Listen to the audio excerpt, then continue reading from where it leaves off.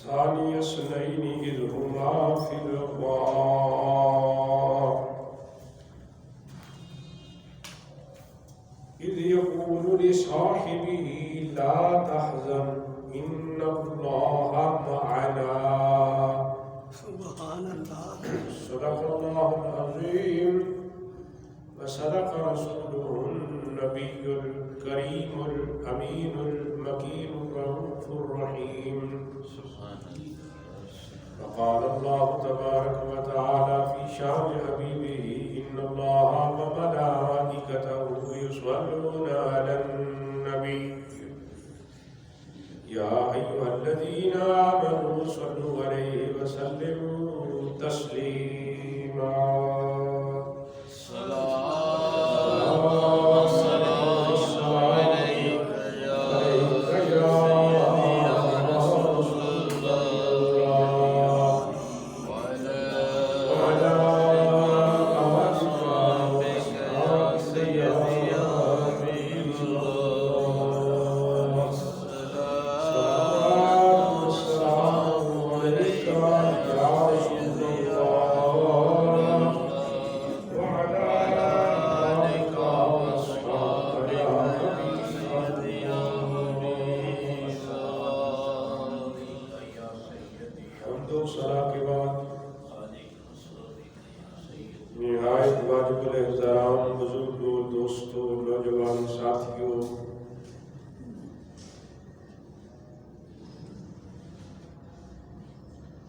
آج 22 جمادی الثانی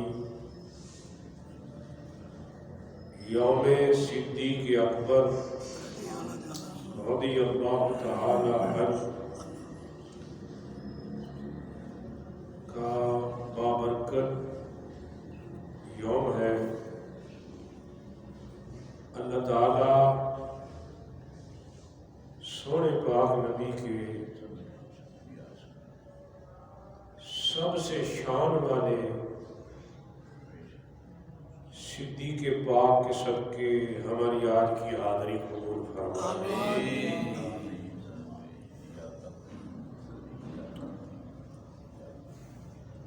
میرے آقا کے جتنے صحابہ ہیں سب شان والے ہیں، مگر میرے اللہ نے ان کے اندر مرتبے رکھے ہیں، مراتب ہیں.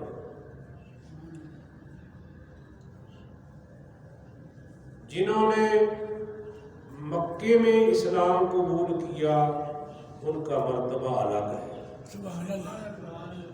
کیونکہ اس وقت اسلام پر بڑا مشکل وقت تھا. جو اسلام قبول کرتا سختیاں جھیلتا، تو مکے والے مسلمانوں کا الگ رتبہ ہے، ہجرت کرنے والوں کا الگ مقام ہے. بیعت رضوان جنہوں نے درخت کے نیچے سونے پاک نبی سے بیعت کی ان کا الگ مقام ہے. جو بدر میں گئے 313 بدر والے ان کا رتبہ الگ ہے، احد والوں کا الگ. عشرہ مبشرہ یہ 10 صحابہ ہیں، ان کا مرتبہ الگ. خلفائے راشدین یہ 4 یار ہیں، جناب صدیق اکبر، جناب فاروق اعظم، جناب عثمان غنی اور جناب مولا علی شیر خدا رضوان اللہ علیہ اجمعین. ان 4 کا مرتبہ الگ ہے. لیکن جس ہستی کا ہم آج ذکر کرنے لگے ہیں، تمام صحابہ میں سب سے بلند مقام سیدنا صدیق اکبر کا ہے. سبحان اللہ. آپ ایسے صحابی ہیں جن پر صحابیت بھی ناز کرتی ہے، اور آپ ایسے صحابی ہیں جن کی گواہی میرے اللہ نے قرآن میں خود عطا فرمائی ہے. تو یہ بات ذہن میں رکھیں. امام حاکم المستدرک میں یہ حدیث پاک لے کے آئے. امام اہل سنت نے مطلع القمرین میں اس حدیث کو بیان کیا. کنز العمال میں بھی یہ حدیث موجود ہے. 3 جید کتابوں کا میں نے آپ کو اشارہ کیا. صدیق اکبر کی شان سننا میرے آقا کی سنت ہے. سبحان اللہ. صدیق اکبر کی شان سننا میرے آقا کی سنت بھی ہے اور میرے آقا کی خواہش بھی ہے. خواہش سمجھتے ہو؟ خواہش کہ حضور کی خواہش ہے، چاہت ہے میرے نبی کی کہ صدیق اکبر کی شان مجھے سنائی جائے. اور امام حاکم جو حدیث پاک لے کے آئے ہیں وہ حدیث سنیے. سرکار تشریف فرما ہے، حضور کے صحابی، حضور کے درباری نعت خواں، درباری شاعر حضرت حسان، سبحان اللہ، حضرت حسان بن ثابت رضی اللہ تعالی ان کو سرکار نے فرمایا، حال کنت فی ابو بکر، حسان تو میری نعتیں تو لکھتا ہے، ابو بکر کے لیے بھی کچھ کہا ہے تم نے؟ تو حضرت حسان میرے پاس نبی کے دربار کی شاعر عرض کرتے ہیں، یا رسول اللہ میں نے ان کی شان بھی لکھی ہے، ان کے لیے بھی میں نے لکھا. اب جملہ سننا. سرکار فرماتے ہیں قل وانا اسمع، قل تو سنا، میں محمد سننا چاہتا ہوں. سبحان اللہ. تو میرے ابو بکر کے لیے جو لکھ چکا ہے وہ کلام مجھے سنا. قل تو کہہ، وانا اسمع میں سنتا ہوں. بولی نہ بولی تیری مرضی، ساری کائنات کی عمریں مل جائیں میرے نبی کے 1 سیکنڈ کا مقابلہ نہیں کر سکتی. کیا شان ہے ابو بکر کی کہ جن کی شان سننے کے لیے میرے نبی نے لمحات وقف فرمائے. حضور فرماتے ہیں تو بول میں سنتا ہوں.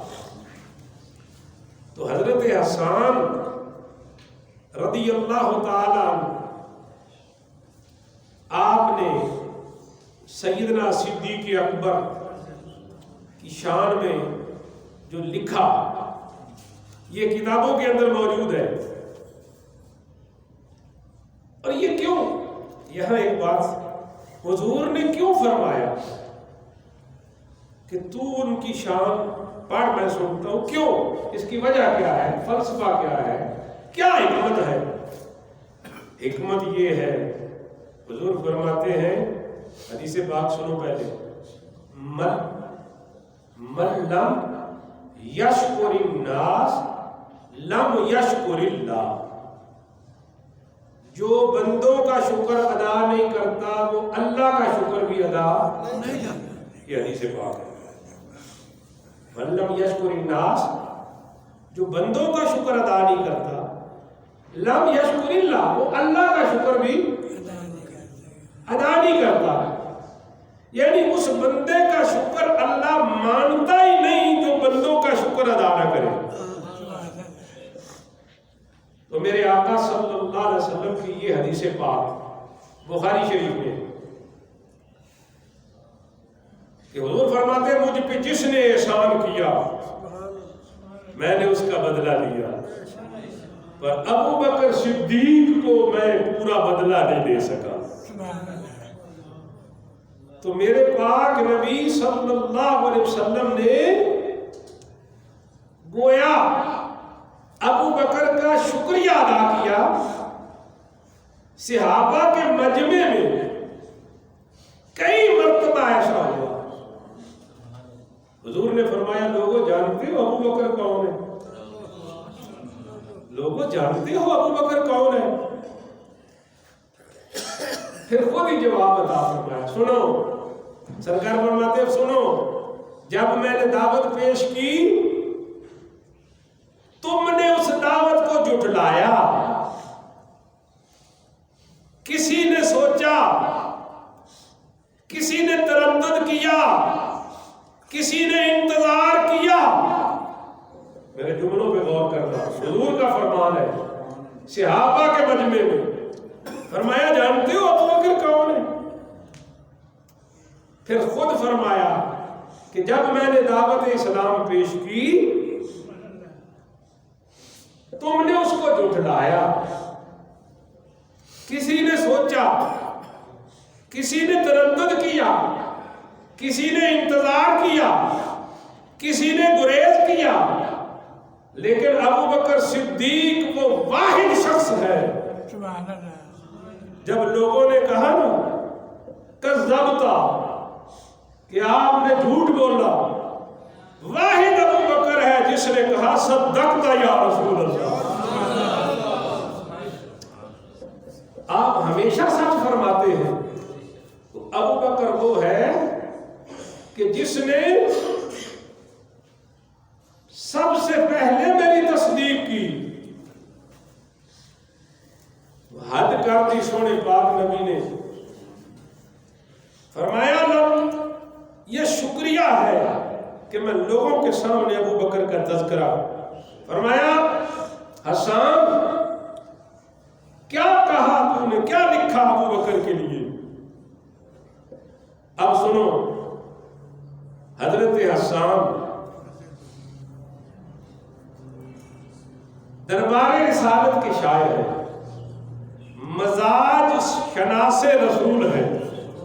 سمجھ گئے؟ یہاں ایک بات ذہن میں رہے، حدیث کے اندر ایک ہوتی ہے حدیث قولی، ایک ہوتی ہے حدیث فعلی، ایک ہوتی ہے حدیث تقریری. اب عام بندوں کو سمجھ نہیں آئے گی، میں سادہ کر کے سمجھا دیتا ہوں. حدیث قولی یہ ہے کہ سونے پاک نبی نے ارشاد فرمایا، یہ حدیث قولی ہے. حدیث فعلی یہ ہے کہ میرے نبی کے سامنے کوئی کام ہوا یا سرکار کوئی کام کر دے، یہ حدیث فعلی ہے. کہ حضور نے وضو کیا یا سرکار نے فرمایا جس طرح میں نماز پڑھتا ہوں ایسی نماز پڑھو، تو یہ حدیث فعلی ہے. حدیث تقریری یہ ہے کہ حضور کے سامنے کوئی کام ہو اور میرے آقا خاموش رہے، یہ بھی حدیث ہوتی ہے. میرے آقا صلی اللہ علیہ وسلم نے فرمایا حسان تو میرے ابو بکر کی شان بیان کر، میں سنتا ہوں. تو گویا یہ حضور کا سننا حدیث تقریری ہے. کی مطلب ایسے سارے بول رہے کی مطلب حدیث تقریری کا کیا مطلب ہے؟ حسان تو بول میں سنتا ہوں، مطلب یہ زبان تیری ہوگی مہر میری ہوگی. زبان تیری ہوگی اوپر مہر میری ہوگی. بڑا لمبا کلام ہے، لیکن اس کا آخری جملہ، اس کا آخری جملہ جب حضرت حسان ابو بکر صدیق پاک کی شان بیان کر چکے نا، تو حضور نے مسکرا کے فرمایا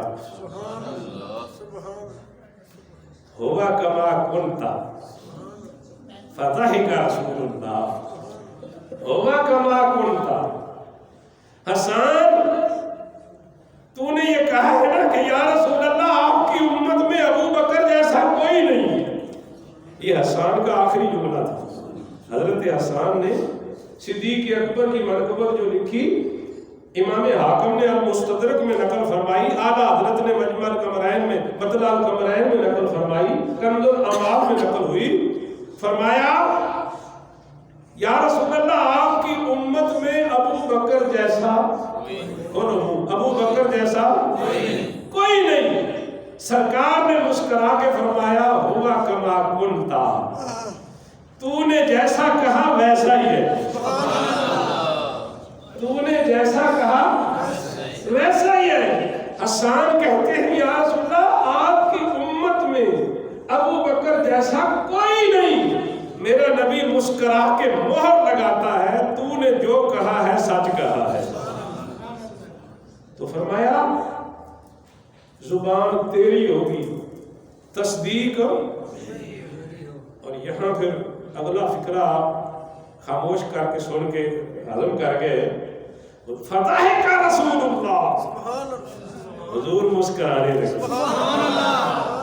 حضور یعنی ابو بکر صدیق کی شان سن کے میرے پاک نبی داد بھی دیتے ہیں اور مسکرا کر زمانے کو بتاتے ہیں کہ صدیق اکبر کی شان سن کے خوش ہونا میں مصطفیٰ کی سنت ہے. اور جو ابو بکر پاک کی شان سن کے خوش ہے وہ ذرا اونچا کہیں سبحان اللہ. مت ماری گی لوگوں کی. میرے پاک نبی کی تربیت میں سب سے زیادہ رہنے والے صدیق اکبر. میرے پاک نبی کی مراد کا نام ہے صدیق اکبر. حضرات گرامی، جنت کے 8 دروازے. کتنے دروازے؟ جنت کے 8 ہیں.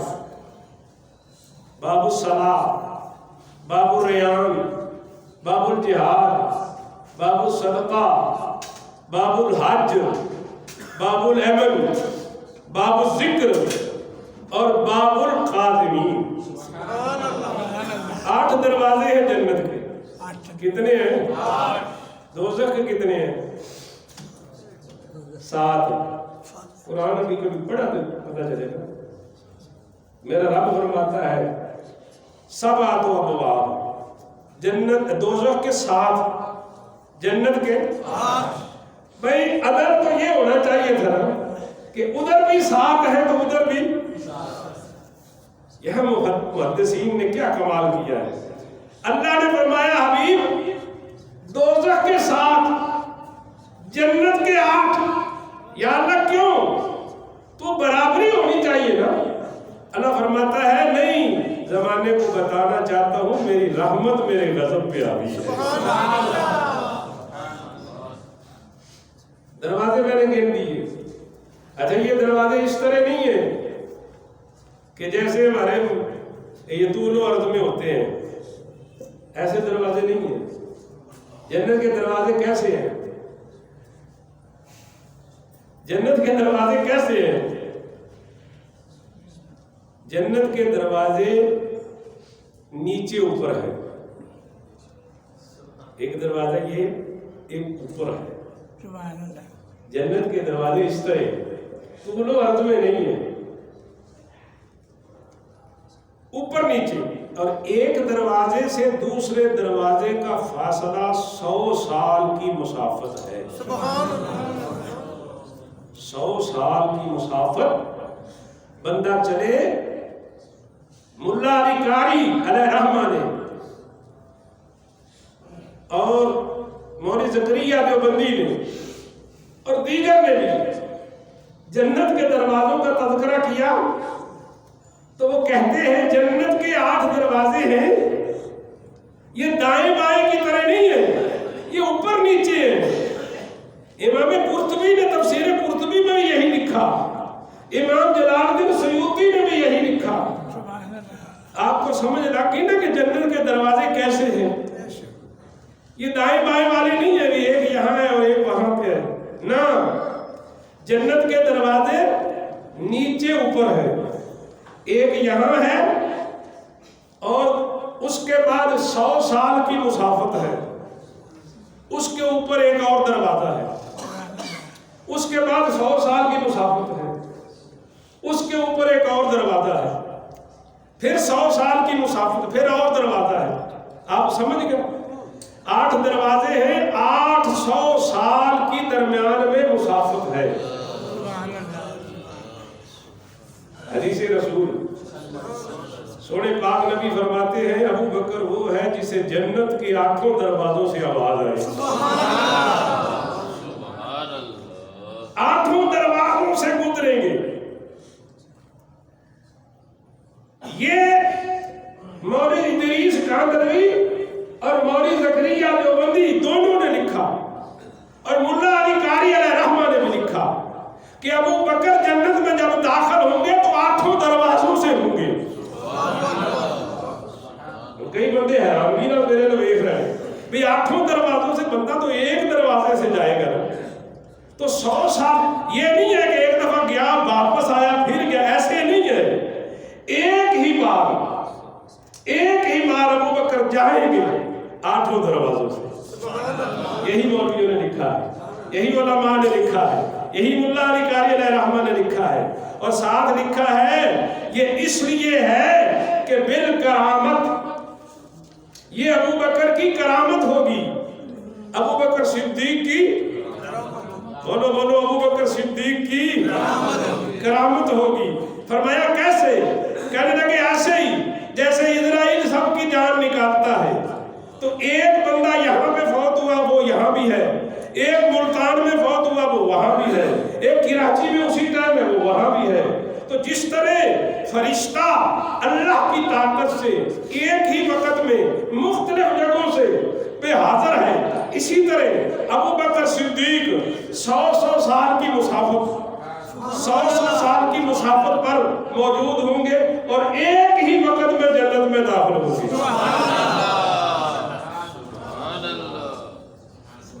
اب سبحان اللہ آپ نے کہہ لیا، ماشاءاللہ بڑی اچھی بات ہے، لیکن یہ بات سن لیجئے ابو بکر غلام ہیں، مصطفیٰ امام ہیں، ابو بکر غلام ہیں، جس کے غلاموں کی شان سمجھ نہیں آ سکتی اس آقا کا کیا مقام ہوگا۔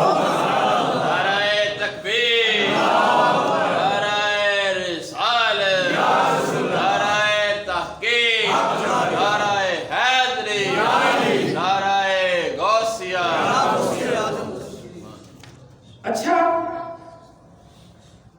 گزرنا تو ایک ہی جگہ سے ایک ہی بات، جنت میں جانا ہے تو ایک ہی دروازے سے گزر جاتے ہیں، جو جنت کے 8 دروازے کے بلا رہے ہیں۔ بات یہ ہے کہ رک کے جملہ دینے لگا ہوں کہ عاشقوں کے لیے آخر وجہ کیا ہے کہ جنت کے 8 دروازے کیوں چاہتے ہیں ابو بکر ہم سے گزرے، کیوں چاہتے ہیں کہ ہم سے وہ پاؤں چل کے گزرے؟ تو عاشق یہ کہتے ہیں کہ جنت کے دروازوں کی بھی یہ خواہش تھی کہ ہم بھی وہ قدم چومیں، ہم بھی ابو بکر کے قدم چومیں جنہوں نے مصطفیٰ کے لیے غار میں ڈنگ کھائے تھے، جنہوں نے مصطفیٰ کے لیے تکلیف سہی۔ جنت کے دروازے بھی خواہش کرتے ہیں کہ ہم بھی وہ قدم چومیں، ہم بھی وہ قدم چومیں۔ یار بتا، اگر مصطفیٰ کے لیے قدموں کو اذیت پہنچے تو جنت کے دروازے قدم چومیں، میں کیسے شان بیان کروں غازی علم دین شہید کی، میں کیسے رتبہ بیان کروں غازی ممتاز قادری کا؟ اگر قدم مصطفیٰ کے لیے تکلیف سہیں تو جنت کے دروازے قدم کے لیے بے قرار ہوں، اور جنہوں نے جان قربان کی ہو، اونچا اونچا سبحان اللہ، جنہوں نے جان قربان کی ہو۔ مولانا خادم حسین رضوی رحمۃ اللہ علیہ آپ فرماتے ہیں میں غازی ممتاز کو ملنے کے لیے گیا، میں نے کہا غازی بتا نا تجھے کیسے پتا چلا تو سچا ہے، تو سچا ہے؟ غازی ممتاز قادری رحمت اللہ علیہ شہید کہتے مولوی جی میرے مسئلے نہیں ہوتے، پر مجھے اس طرح اس لیے یقین ہے میں سچا ہوں، اگر میں سچا نہ ہوتا تو مدینے والا بار بار زیارت کیوں کرا کے جاتا؟ حضور کا دیدار کرانا، حضور کا جلوہ گر ہونا اس بات کی علامت ہے۔ حضرات گرامی، 5000 فٹ ہے غار ثور اونچی، 5000 فٹ۔ چنگا بڑا بندہ اتنے جانے تھک جانا ہے، اچھا بڑا بندہ اوپر جا کے بولو اللہ صاحب نو لے جائے، اوپر جا کے نا اچھا بڑا بندہ تھک جاتا ہے۔ ابو بکر صدیق نے رسول پاک کو کندھوں پہ اٹھایا، کندھوں پہ اٹھا کے لے گئے، تو تھکا کون ہے؟ تھکا کون ہے؟ بھئی حضور تو سوار ہے، تو ابو بکر پاک تھکے ہیں نا، ابو بکر پاک تھکے ہیں، لیکن جب غار میں گئے سرکار فرماتے ابو بکر گود بچھا میں لیٹنا چاہتا ہوں۔ تھکے ابو بکر ہیں، لیٹنا حضور چاہتے ہیں، اور میرے ابو بکر پاک نے گود بچھائی، مصطفیٰ سو گئے، مصطفیٰ نے سر رکھا سو گئے، تو بتایا کہ ابو بکر میں تیری گود میں سو کر زمانے کو بتانا چاہتا ہوں، تیری وفا پر کسی اور کو اعتماد ہو نہ ہو، قیامت تک جو میرا امتی ہوگا وہ ضرور سمجھے گا کہ اس کا نبی وفا کر کے گیا ہے، اس کا نبی بولو اس کا نبی وفا کر کے گیا ہے۔ تو حضرات گرامی میری طرف توجہ کر، میرا صدیق اکبر خالی غار کا ثانی نہیں ہے۔ عام طور پہ ہم کہتے ہیں جی غار میں جناب صدیق اکبر ثانی ہے، اس میں شک نہیں کہ قرآن میں غار کا ذکر آیا ہے، لیکن ابو بکر بہت مقام پہ ثانی ہے۔ اب پڑھے لکھے میری طرف توجہ کریں گے تو ان کو سمجھ آئے گی، سب سے پہلا مومن کون ہے؟ بولیے، سب سے پہلے ایمان کون لایا؟ ماشاءاللہ یہ سوال ہے دے بڑے بڑے فیل ہو جاتے، میرے رب نے پوچھئے نا یا اللہ تو بتانا سب سے پہلے ایمان کون لایا؟ تو اللہ فرماتا ہے آمن الرسول، آمن الرسول بما انزل الیہ من ربہ، سب سے پہلے میرا رسول ایمان لایا جو اس پہ نازل ہوا۔ قرآن ہے نا، آمن الرسول، سب سے پہلے رسول ایمان لایا بما انزل الیہ من ربہ، جو اس کے رب کی طرف سے نازل ہوا، والمومنون، پھر مومن ایمان لائے۔ تو سب سے پہلے حضور ایمان لائے، سب سے پہلے میں قرآن پڑھ رہا ہوں، کوئی پہلی نہیں ہے، سب سے پہلے اللہ کے رسول ایمان لائے قرآن پر۔ اب بول نہ بول تیری مرضی، رسول ہوئے پہلے، ابو بکر ہو گئے ثانی،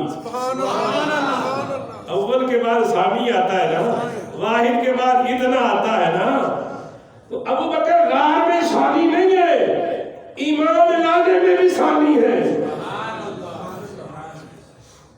سب سے پہلے ہجرت مصطفیٰ نے کی، ساتھ کون ہے؟